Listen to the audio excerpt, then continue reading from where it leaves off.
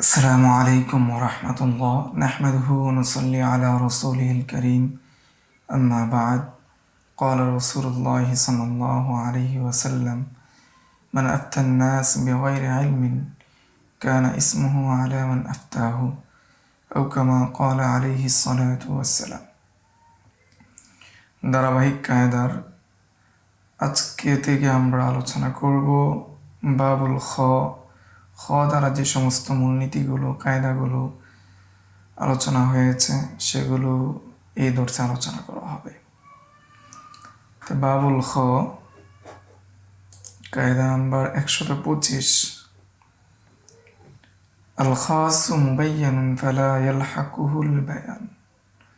খাস যেটা রয়েছে সেটা সুস্পষ্ট, ফালা ইয়ালহাকুহুল বায়ান তার বয়ান বা তার ব্যাখ্যার প্রয়োজন নাই। খাস যেটা আছে সেটা সুস্পষ্ট, তার ব্যাখ্যার কোনো প্রয়োজন নাই। দ্বারা উদ্দেশ্য হলো মানারুল উসুল। মানারুল উসুল থেকে এই মূলনীতি বা কায়দাটাকে নেওয়া হয়েছে। এদের উদ্দেশ্য হলো খাস কখনো বয়ানের সম্ভাবনা রাখে না, কেননা খাস নিজেই কি বয়ান, সে নিজেই কি একটা ব্যাখ্যা, সেই হিসাবে তার ব্যাখ্যার প্রয়োজন পড়ে না। যেমন এখানে উদাহরণ হিসাবে দেওয়া হয়েছে যে কোরআনের মধ্যে এসেছে ওয়ারকাউ ওয়াসজুদু, যে তোমরা রুকু করো সেজদা করো। তো রুকু করো সেজদা করো এই যে বিধান, এটা খাস। রুকুর একটা বিশেষ অবস্থা রয়েছে, সেটা হলো কারা হওয়া থেকে মাথাকে ঝোঁকানো। আর সেজদার বিশেষ সংজ্ঞা রয়েছে, সেটা হলো কপালকে জমিনে রাখা। এই দুই অবস্থা মুবায়্যান, সুস্পষ্ট, ফলে এখানে আর ব্যাখ্যার প্রয়োজন পড়ে না। তবে এখানে হাদিসে আরবির মধ্যে যেটা আসছে যে একজন বেদুইন এসেছিল রাসূল সাল্লাল্লাহু আলাইহি ওয়াসাল্লামের সাথে সাক্ষাৎ করার পূর্বে সে নামাজ আদায় করেছে। রাসূল সাল্লাল্লাহু আলাইহি ওয়াসাল্লাম তাকে বললেন যে কুম ফাসাল্লি ফাইন্নাকা লাম তুসাল্লি, যে তুমি নামাজ আদায় করো, কেননা তোমার নামাজ আদায় হয়নি। এভাবে রাসূল তাকে 3 বার বলেছিলেন। এই 3 বারের উদ্দেশ্য ছিল যে সে নামাজের মধ্যে তমানিনত তাদিল আরকান রুকু সাজদার পরে ধীরে স্থিরে যে বসা, সেই আমলগুলো সে ঠিকমতো আদায় করেনি। তো এই হাদিসের মাধ্যমে এই কোরআনের আয়াত ওয়ারকাউ ওয়াসজুদু, এটার বয়ান হিসাবে বর্ণনা করা যাবে না, বয়ান হিসাবে যোগ হবে না। এটাই এখানে বলা হয়েছে আল খাসু মুবায়্যানুন ফালা ইয়ালহাকুহুল বায়ান। খাস যেটা রয়েছে সেটা মুবায়্যান, সেটা সুস্পষ্ট, এর মধ্যে বয়ানের সম্ভাবনা রাখে না। যেহেতু রুকু সাজদার কাইফিয়ত ফরজ হিসাবে আসছে, সেটা ফরজ হিসাবেই থাকবে। এর মধ্যে তাদিল আরকান বা তমানিনত যেটা রয়েছে সেটা ফরজ হিসাবে সাব্যস্ত হবে না। তবে এখানে এটা ধরে নেওয়া যেতে পারে যে যেহেতু তাদিল আরকানের বিষয়টা হাদিসের মাধ্যমে এসেছে, এর গুরুত্ব হাদিসের মাধ্যমে এসেছে, সেটা খবরে ওয়াহেদ, সেটা খবরে ওয়াহেদের মাধ্যমে ওয়াজিব হিসেবে সাব্যস্ত হবে, সেটা ফরজ হিসেবে সাব্যস্ত হবে না। এরপর কায়দা হলো 126 নম্বর কায়দা, খবরুল আহাদ ওয়ারাদা মুখালিফান লিনাফসিল উসুল লাম ইউকবাল। যদি খবরে ওয়াহেদ কোরআন এবং হাদিসের মৌলিক যে উসুল রয়েছে সেই উসুলের বিপরীতে আসে, সে উসুলের বিপরীত যদি হয় তাহলে সেটা গ্রহণ করা হয় না। নুন দ্বারা উদ্দেশ্য হলো তাসিসুন নজর। তাসিসুন নজর থেকে এই কায়দা বা মূলনীতি গ্রহণ করা হয়েছে। নৌলানোরে আমরা প্রসিদ্ধ একটা আলোচনা করে আসছি, সেটি হলো হাদিসুল মুসাওয়াত, যেটা আবু হুরায়রা রাদিয়াল্লাহু তাআলা বর্ণনা করেছেন, জানা নবী সাল্লাল্লাহু আলাইহি ওয়াসাল্লাম قال লা তাসুরুল ইবিলা ওয়াল গনামা ফামান ইবতাআহা বা'দা যালিকা ফাহুয়া বিখাইরিন নাযাইন বা'দা আন ইয়াহলিবাহা ইন রাদিয়াহা আমসাকাহা ওয়া ইন সাখিতাহা রাদ্দাহা ওয়া সা'আন মিন তামান। যে রাসূল সাল্লাল্লাহু আলাইহি ওয়াসাল্লাম বলেছেন যে তোমরা উট এবং বকরির ক্ষেত্রে তোমরা এই উট এবং বকরির দুধকে তোমরা বিক্রি করার উদ্দেশ্যে আটকে রেখো না, দুধ দহন থেকে বিরত হয়ে রেখো না, যাতে করে এর মাধ্যমে তোমরা মানুষদেরকে ধোঁকা দিতে পারো। এই জন্য তোমরা উট এবং বকরির দুধ দহন থেকে বিরত থাকো না। যদি কেউ তারপরে অনুরূপটা করে, অর্থাৎ 3-4 দিন উট এবং বকরি থেকে দুধ দহন করলো না এবং সে গরু অথবা ছাগল নিয়ে বাজারে নিয়ে গেল, ক্রেতা সেই দুধের অবস্থা দেখে সে বেশি মূল্যে, চড়া মূল্যে সেটাকে ক্রয় করলো। ক্রয় করার পর ক্রেতা যদি মনে করে যে সে ঠকে গিয়েছে, তার লস হয়েছে, তাহলে তার দুটো সুযোগ থাকবে। সে ইচ্ছা করলে সে যে অবস্থায় পেয়েছে সে অবস্থায় রেখে দিবে, দুঃসহ রেখে দিবে, কম দুধ দেয় সেই হিসাবে বিবেচনা করে রেখে দিবে। অন্যথায় সে তার গরু হোক, উট হোক, বকরি হোক, সেটাকে ফেরত দিবে, সাথে এক্সট্রা পরিমাণ খেজুর দিবে। এক্সট্রা পরিমাণ খেজুর হলো তার দুধের বিনিময়। তাহলে দুধ কম হোক বেশি হোক, সর্বাবস্থায় এক্সট্রার কথা উল্লেখ করা হয়েছে। তো এই যে হাদিস, আবু হুরায়রার হাদিস, এই হাদিসটা মুখালিফুন লিল কিয়াস মিন কুল্লি ওয়াজহিন, এটা সব দিক থেকে কিয়াসের বিপরীত, মুখালেফ। যে কেন? যেগুলোর মধ্যে বাড়াবাড়ি, ব্যবসা, অদুয়ানাত এবং কি ব্যবসা যেগুলো রয়েছে, সবগুলোর যেমন আসে বিল মিসিল ফিল মিসলি, মিসলি জিনিসের ক্ষেত্রে মিসলি জিনিস দ্বারা কি আসে? যেমান আসে। আর যেটা মিসলি জিনিস পাওয়া যায় না, সেটার মধ্যে কিমত দিতে হয়। তাহলে এই জায়গার মধ্যে খেজুর যেটা, এটা দুধের মতন না, দুধও না, আবার সেটা সমপর্যায়ও না, যে কী পরিমাণ সে দুধ দহন করেছে সেটা জানা যাচ্ছে না, বা সেই অনুযায়ী সে দিচ্ছে না। তো এই হাদিসকে, যেহেতু এই হাদিস খবরে ওয়াহেদ, সেটা উসুলের মুখালাফাত, কোরআন এবং হাদিসের যে সমস্ত মূলনীতি আছে সেগুলোর বিপরীত, সেই জন্য ইমাম আবু হানিফা রহমতুল্লাহি আলাই এই হাদিসের উপর আমলকে ছেড়ে দিয়েছেন এবং কোরআন এবং হাদিসের অনুযায়ী যে কিয়াস, শুধু সাধারণ যে মুজাররদ কিয়াস, আকলি যে কিয়াস, সেই কিয়াস না, বরং কোরআন এবং হাদিস থেকে যেই কিয়াস নির্গত হয়েছে, কোরআন এবং হাদিস থেকে যেই কিয়াস গ্রহণ করা হয়েছে, সেই কিয়াসের ভিত্তিতে ইমাম আবু হানিফা এই হাদিসকে ছেড়ে দিয়েছেন এবং কোরআন এবং হাদিসের যে মূলনীতি আছে, যে কোনো জিনিসের যদি ক্ষতি হয়, যেমন আসে, তার সমপরিমাণ হওয়া অথবা সমজাতীয় জিনিস দেওয়া অথবা তার মূল্য দেওয়া যদি জাওয়াতুল কিয়াম হয়, সেটার দিকে তিনি ফিরেছেন।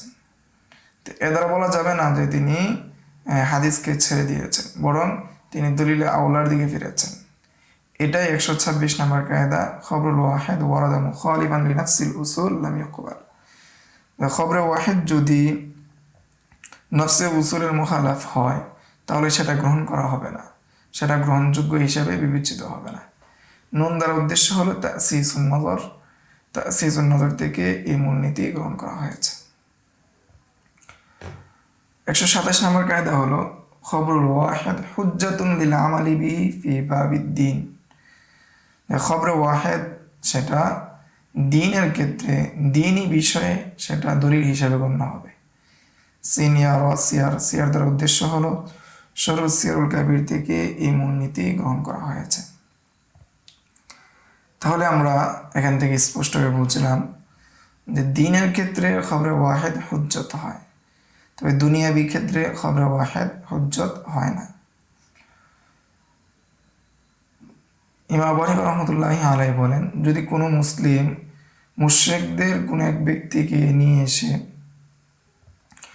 আমিরের কাছে বলে এমত অবস্থায় মুশরিক যারা ছিল তারা কোনো এই জায়গার মধ্যে, মরুভূমির মধ্যে তাদেরকে বন্দি করা হয়েছে। এমত অবস্থায় কোনো একজন মুসলমান যদি বলে আমি তাকে আমান দিয়েছি, তাকে আমি নিরাপত্তা দিয়েছি, তাহলে ওই ব্যক্তির কথা খবরে ওয়াহেদ হওয়ার কারণে গ্রহণ করা হবে না।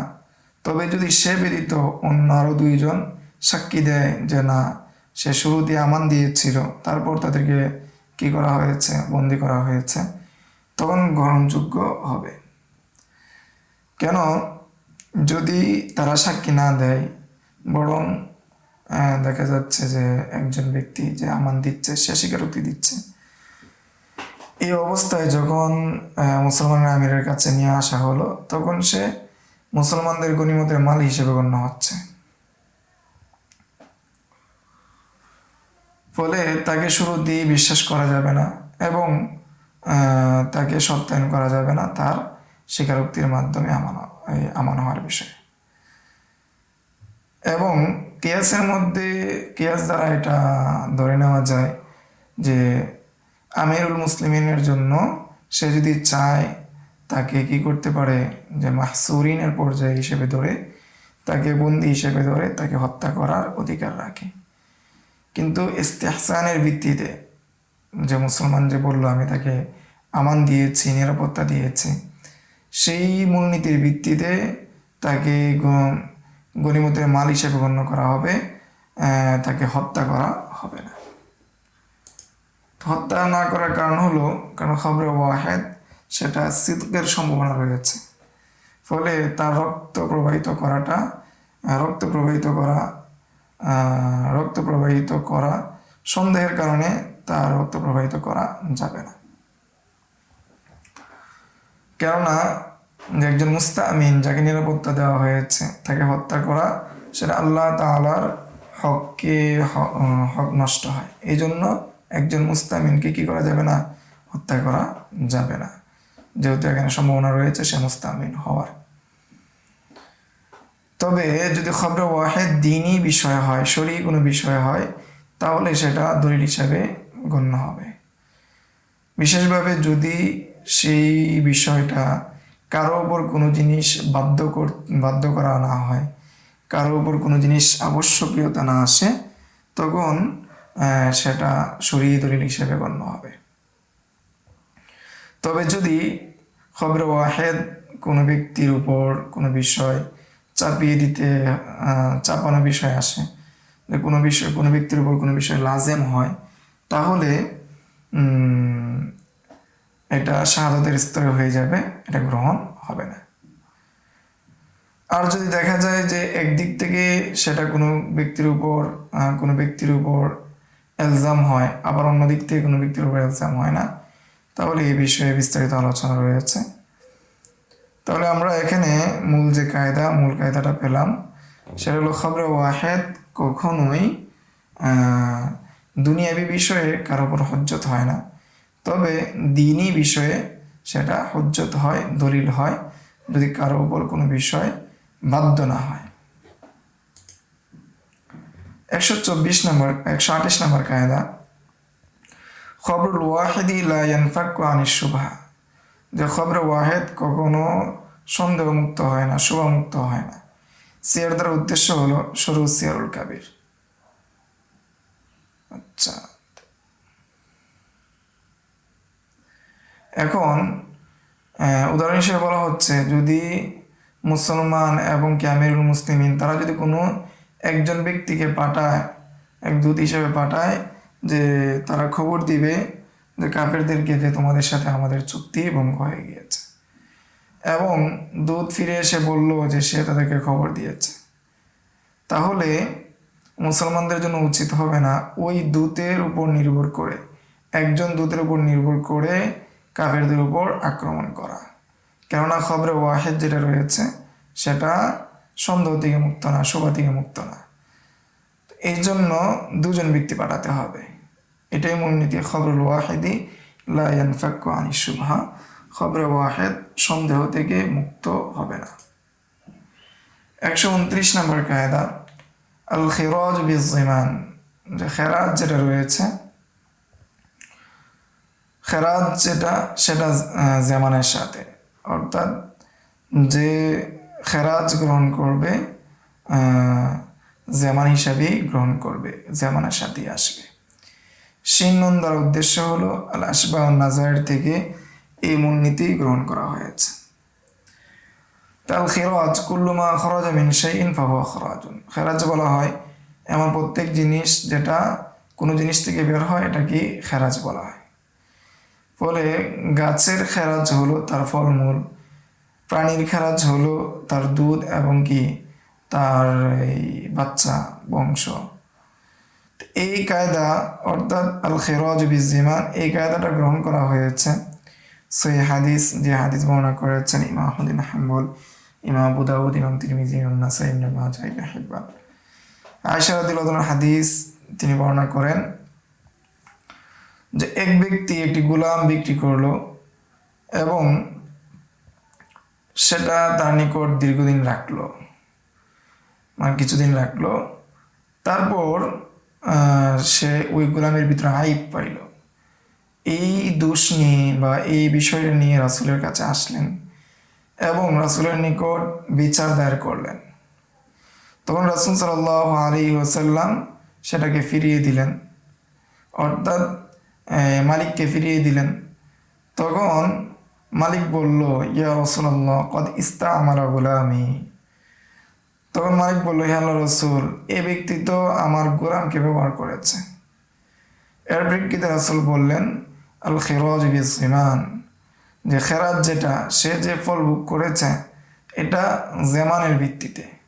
জামান কি, সে তো গোলামকে খাইয়েছে, পরিয়েছে এবং অন্যান্য যে প্রয়োজন সেই ব্যবস্থাপনা গোলামের দিয়েছে। তোমার গোলাম থেকে যেটা গ্রহণ করেছে সেটা সেই জামান থেকেই বিবেচ্য হবে।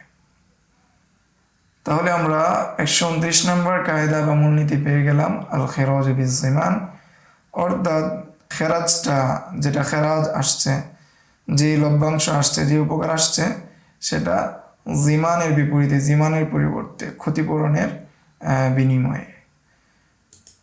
130 নম্বর মূলনীতি হলো আল খসামু ইযা সাকাতা আনিল জওয়াবি ফি মাজলিসিল কাযি জাআলাহু মুনকিরান ওয়া ইযা সাকাতা আনিল ইয়ামিনি বা'দা মা তালাবা মিনহু জাআলাহু নাকিলান।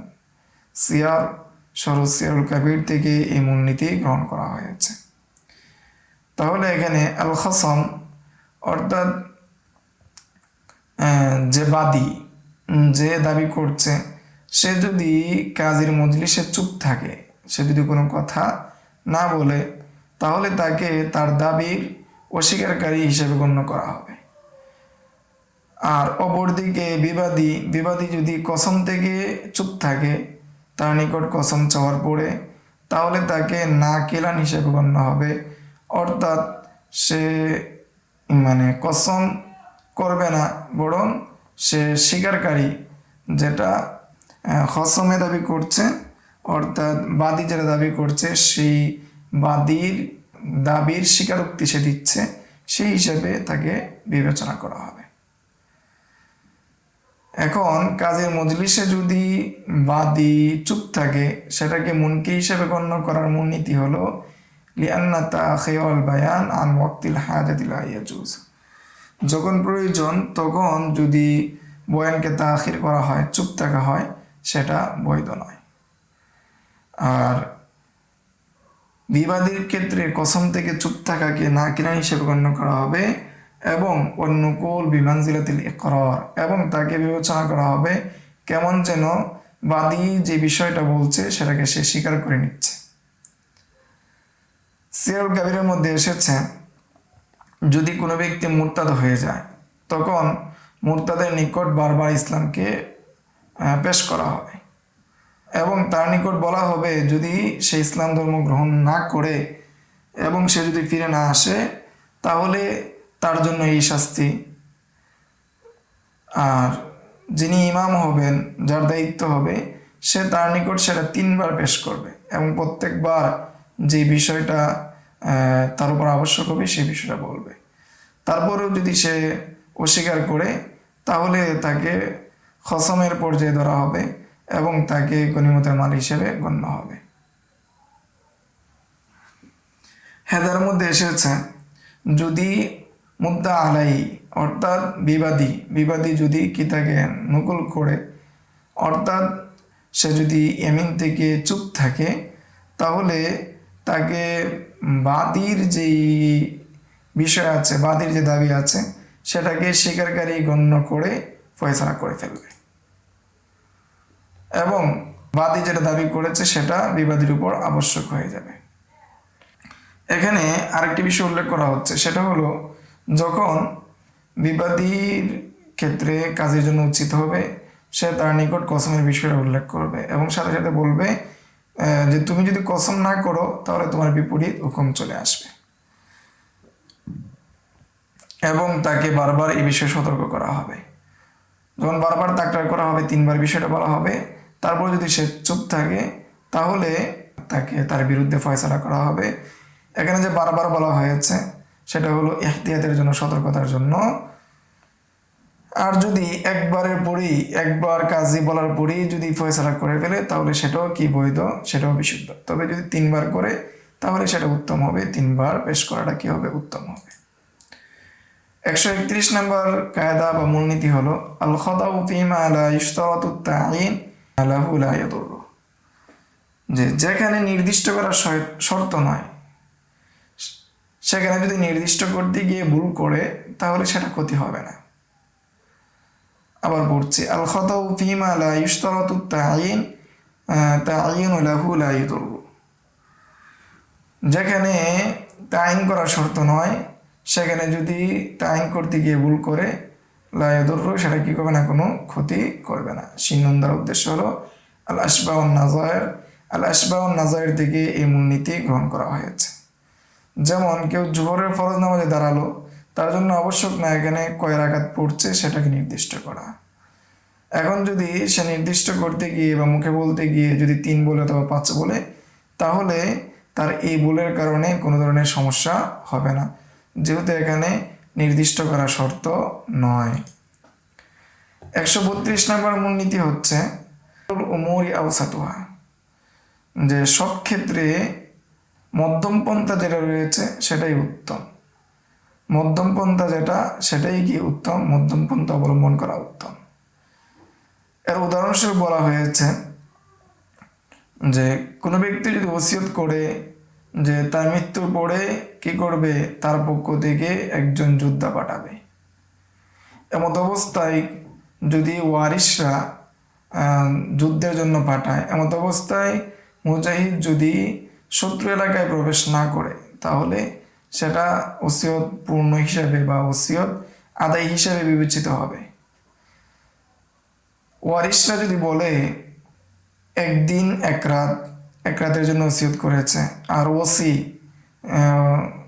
ওসিয়তকারীর যে ওসি রয়েছে, যাকে দায়িত্ব দেওয়া হয়েছে পালন করানোর জন্য, এই বিষয়টা বাস্তবায়ন করার জন্য, সে যদি বলে না 40 দিন, তখন কাজের জন্য উচিত হবে তাকে সর্বনিম্ন যেটা সেটার উপর কি করা, অনুমতি দেওয়া, আর সেটা হলো 3 দিন।